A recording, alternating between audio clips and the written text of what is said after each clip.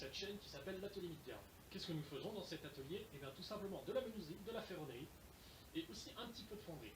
Donc aujourd'hui nous allons parler de la fabrication d'un humbo, donc à partir de forge à froid avec un tas creux. Donc je vais vous présenter la fabrication d'un tas creux à partir d'un billot trouvé dans un bois, et la fabrication d'un humbo avec une tôle, tout ce qui est plus basique, en 3 mm d'épaisseur. Donc voilà. Donc l'idée là avec le tas creux, c'est d'avoir quelque chose d'un peu plus bombé, parce que celui-là en fait c'est le résultat que j'essaie d'avoir au niveau de la forme, parce que le premier que j'ai eu n'était pas tout à fait bombé. Il faudrait que je le creuse un peu plus mon tas en fait.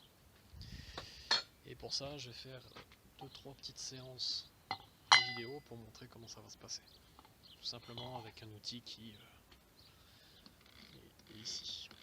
Acheté sur internet, très pratique. Alors je peux que vous recommander de l'avoir si vous voulez tailler de la bûche ou faire de la sculpture, très utile. Mais quand même faire attention à la dangerosité de l'outil, quoi. C'est quand même des maillons de chaîne de moto adaptés sur un disque de meuleuse d'angle. Voilà.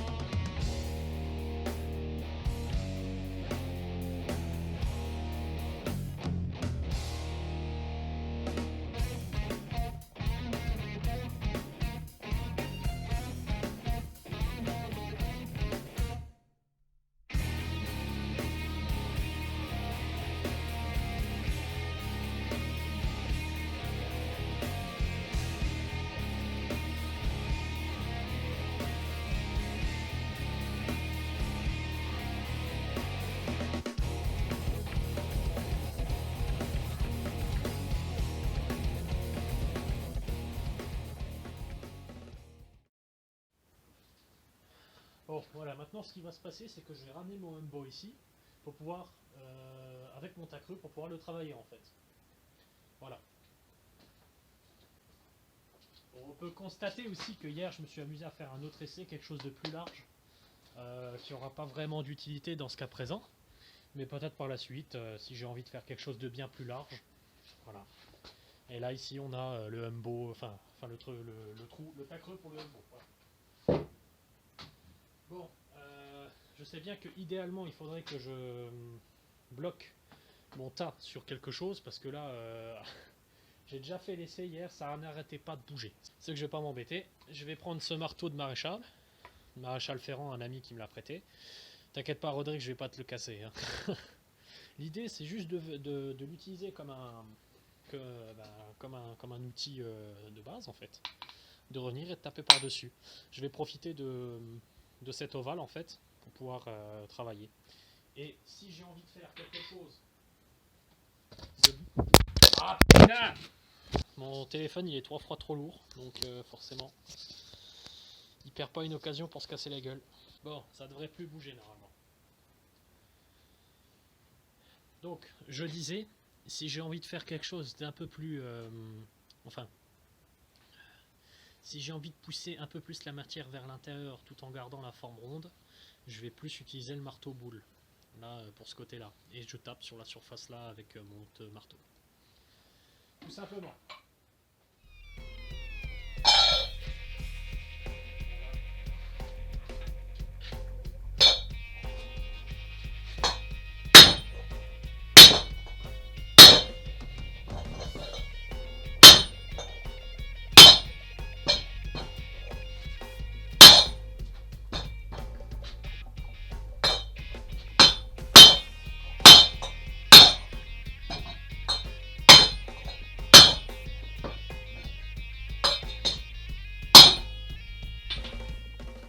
Ou alors, ce que je peux très bien faire, c'est taper directement avec ça. Mais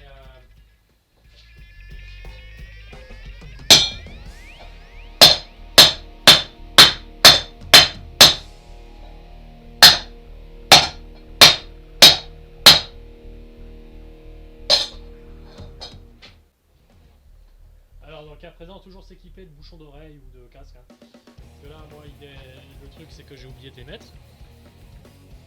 Je me retrouve un petit peu avec des petits acouphènes pas hyper agréables. Donc, c'est le genre de truc à éviter. Hein.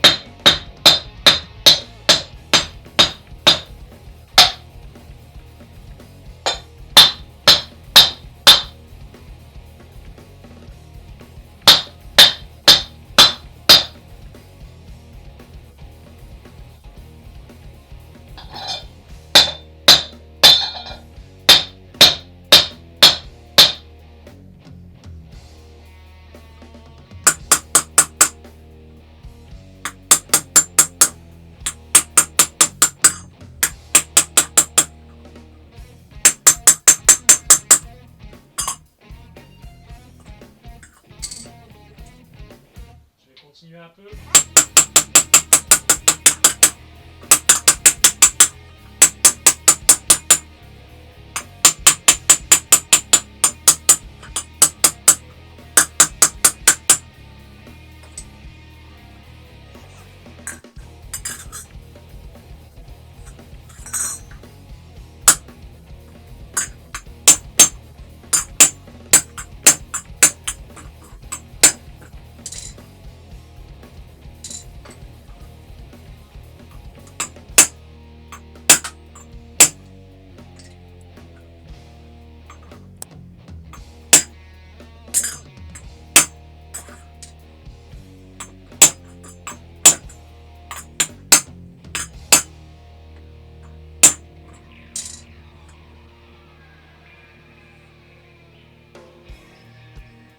Alors moi ce que je fais, c'est je repère au toucher les endroits où il y a encore des bosses.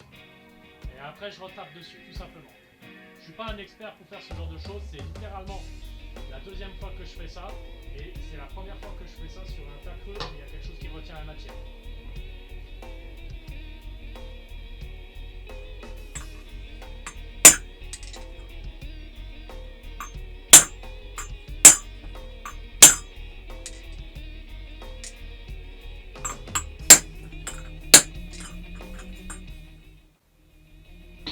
Après, ce qu'on peut faire aussi...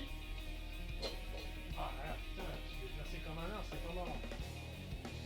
c'est de regarder au jour, à la lumière du jour, où est-ce qu'il y a des endroits où c'est pas parfait en fait. Donc là, je vois bien que je respecte pas trop mal ce que j'ai fait, mais par contre, ici, là, j'ai un sacré défaut. Il faudrait que j'arrive à le rattraper. Peut-être vers là, je dirais.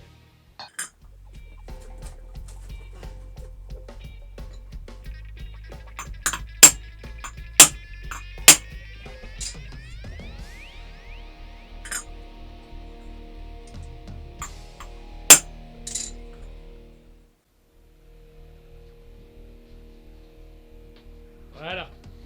On l'a pas trop mal rattrapé là. Il est... En tout cas, moi je suis assez satisfait.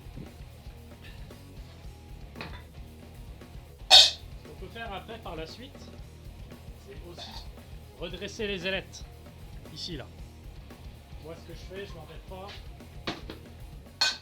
Je mets sur l'enclume.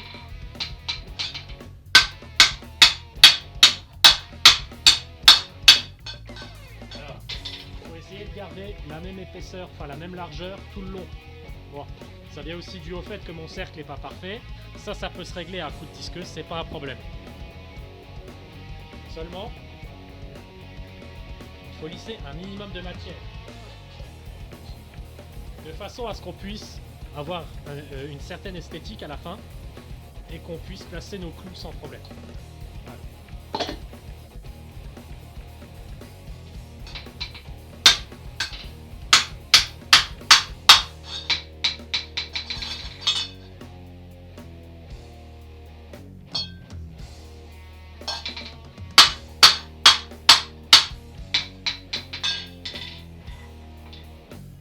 Bon voilà, de toute façon j'avais pas grand chose à refaire dessus, si ce n'est que le creux. Je pense que j'arriverai pas à l'avoir plus. Au final, au niveau du résultat, bah, il manquerait pas grand chose, mais à mon avis ça serait du travail à chaud qu'il me faudrait. Voilà. Bon les amis, si vous voulez me suivre sur Instagram, sur YouTube, n'oubliez pas de vous abonner. Instagram c'est juste l'atelier Midgard.